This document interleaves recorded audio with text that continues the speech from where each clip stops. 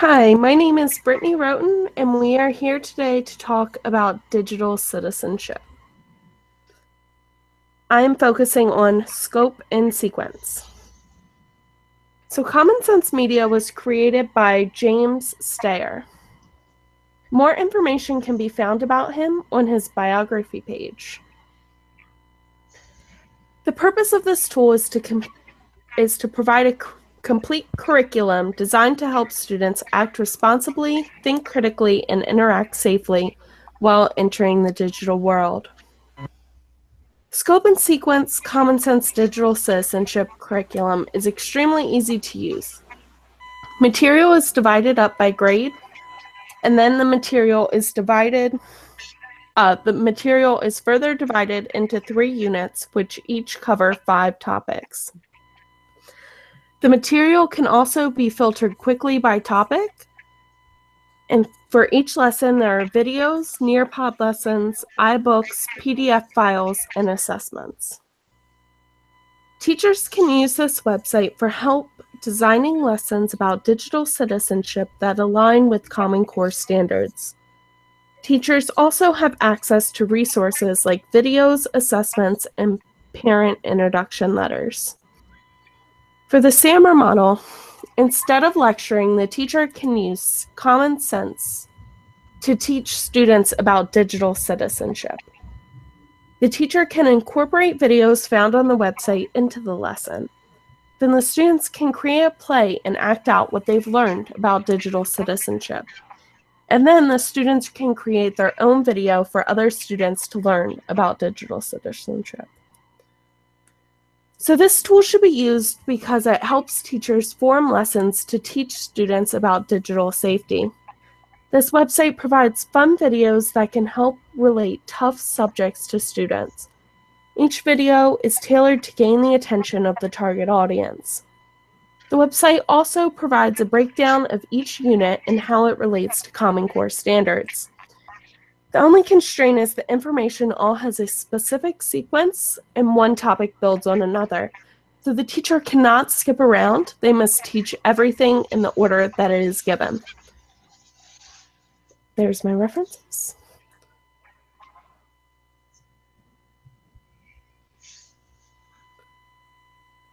All right, my name is Alicia Winder, and I will be talking about the digital citizenship for connecting families.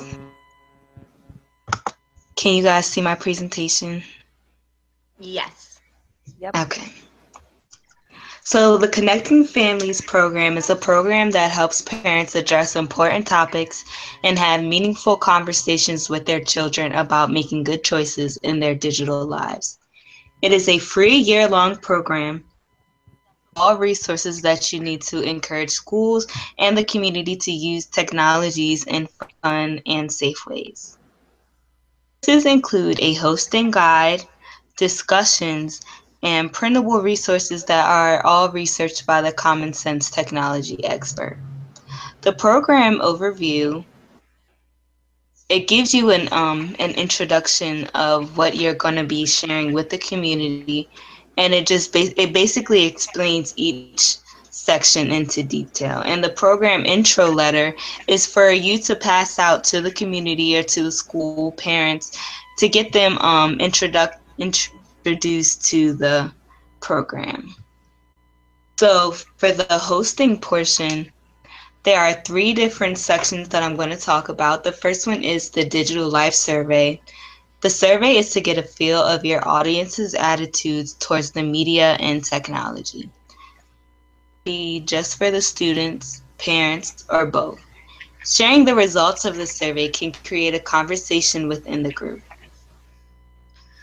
The next event would be the video discussion night. This event would be for parents and caregivers to have a small assembly or a community to have a meeting where a short video is being played to spark dialogue and questions from the group.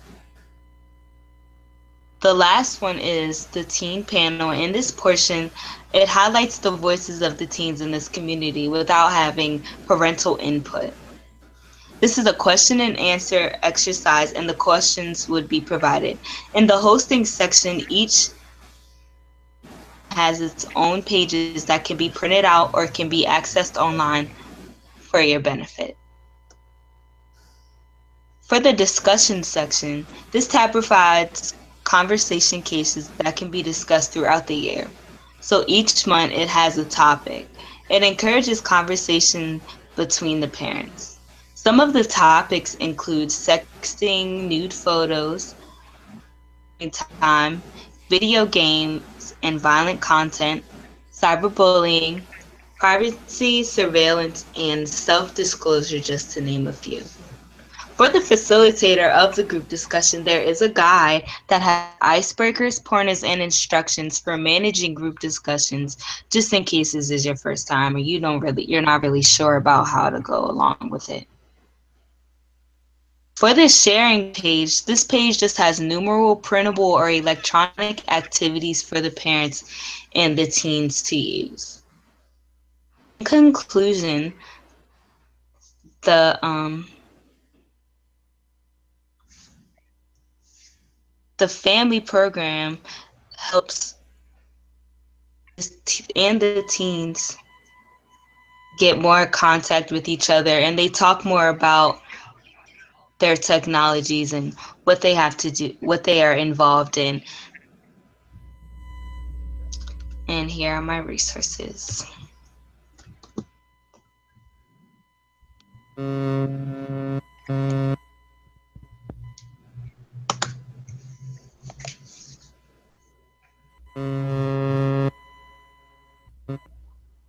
Hi, you guys. My name is Sunny Farron, and today I'm going to be talking about games and activities that are on Digital Citizenship's website. Can you guys see my screen? Yes.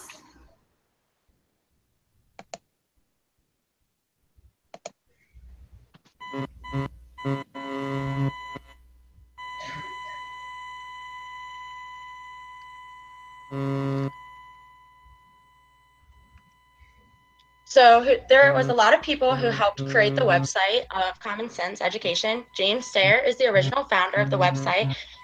He helps educate students for safe practices on the internet. And Omar Khan is the technology officer, and he helped create the games and activities that are included on Common Sense's website. And to find more about these men and many other team members associated with the nonprofit organization, you can go to the About Us section on their website, Common Sense. There are 3 different sections of games and activities included on the Common Sense Education website that are invited by age group. The different groups are Digital Passport, Digital Compass, and Digital Beats. And each of these groups are actually modules, and within the modules, there's games and activities for the children to complete. And this is just like a fun way for them to learn about internet safety. The purpose of the tool is it teaches students the disadvantages of multitasking. It teaches students how nothing they post will ever truly disappear. Talks about cyberbullying and how to stop or avoid it. It teaches students how to properly cite work and they obtain on the internet. And it also teaches students how to effectively search for content on the internet. And it does all of this through the use of like games and activities. So it's fun for the students. And all of the games are pretty easy to use. And it will give you like short directions to help the students like navigate through the module and through the different games. Possibilities. Teachers could use these games and activities to introduce the importance of citing sources. They could also use the games and activities to communicate with students the effects of cyberbullying that can cause what causes cyberbullying and how to prevent people from like being a cyberbully. And then they can also use it to just teach overall safety. Applying the SAMR model for substitution, instead of teaching the lesson with a PowerPoint with overall internet safety, teachers could have the students complete the digital passport module instead. For augment, instead of having students answer questions about the information learned from completing the digital model, you could have them play the games under the digital compass section. So it would like reinforce the things that the digital passport section went over. And for modify, after students learn about internet safety, you could have them collaborate with small groups of peers to create a video using the digital baits section. And for redefine, you could have the students submit their video they created on YouTube to help other students understand the importance of internet safety, or even have them send it to Digital Bait's site themselves to be featured. Conclusion, why the tool should be used. It helps students learn about internet safety. It is also free, and it can be accessed from anywhere that has Wi-Fi. So like you could assign it for homework, or like kids could just like go on and play the different games that the website offers in the modules without like having to be at school. It doesn't cost money or anything. Some constraints are the modules are about 45 minutes long, and you have to complete the module sessions to get to the games. So like a time thing could be a problem for some teachers. And it's not accessible to everyone, because if you don't have internet, or you can't like get to a library to get to the internet, you could not use this website. And some parents might not consent to their children uploading videos or sending videos to like the Common Sense website themselves. So this could also be a problem. And there's some of my references to a few of the games.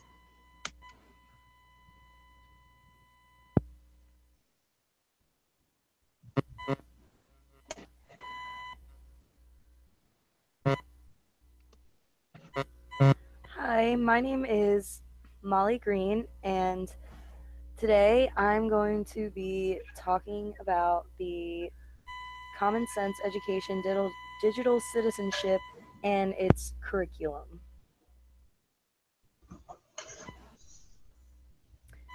So, just a little bit about Common Sense Education itself. It provides digital literacy programs to educators and school communities.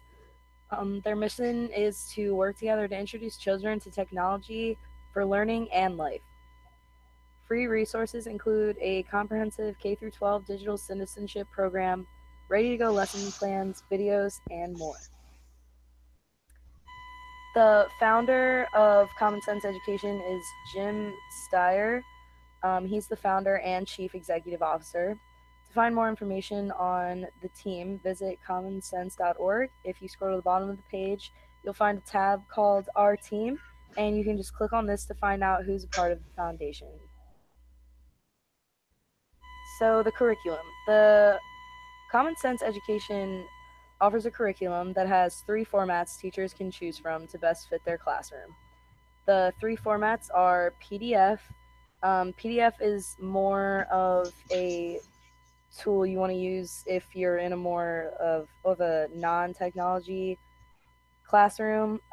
It's just a printable student handout, and it contains learning objectives, vocabulary for the students, wrap-up questions, as well as a teacher key. So it's basically just a paper, and you would read a story, and then the questions could highlight anything that they wanted to, and on the back they would have questions to answer for a grade. There's also iBooks. iBooks use the creative features of an iPad. This is both interactive and engaging. Um, Common Sense Education was actually updating their iBooks tab and their information and stuff because they have new things coming. So I couldn't really see that much, but um, basically, students are able to see illustrations, and it's just more of like a online engaging activity for the students that is super fun and things like that. So they also have Nearpod, and Nearpod is live lessons. Um, the teacher can choose whether or not they want to do the live lessons, and that would be um, teacher pace. So the teacher would be controlling the pace of the lessons. There's also student pace lessons, so the students can go at their own pace and learn how they want. And the activities on Nearpod include drawing, open text response, videos, web pages, and an end of lesson quiz. After going through the curriculum tutorial on Common Sense Education and their digital citizenship, you actually can take a survey consisting of questions about everything you learned during the tutorial. And then, if you wish, you can also get a certification in digital citizenship and be certified to teach all these things.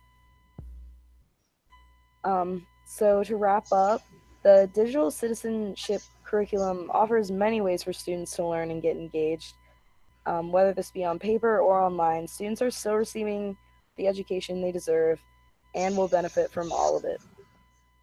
The only constraint I would say on the curriculum is some options might be better than others regarding the curriculum, such as students might feel that things online might be a little more appealing and fun for them, because sometimes when things are on paper, it's harder for students to focus, and they can get easily distracted. But online there's videos, there's drawings, there's other fun things like that for the students to do to get engaged. And here are my references.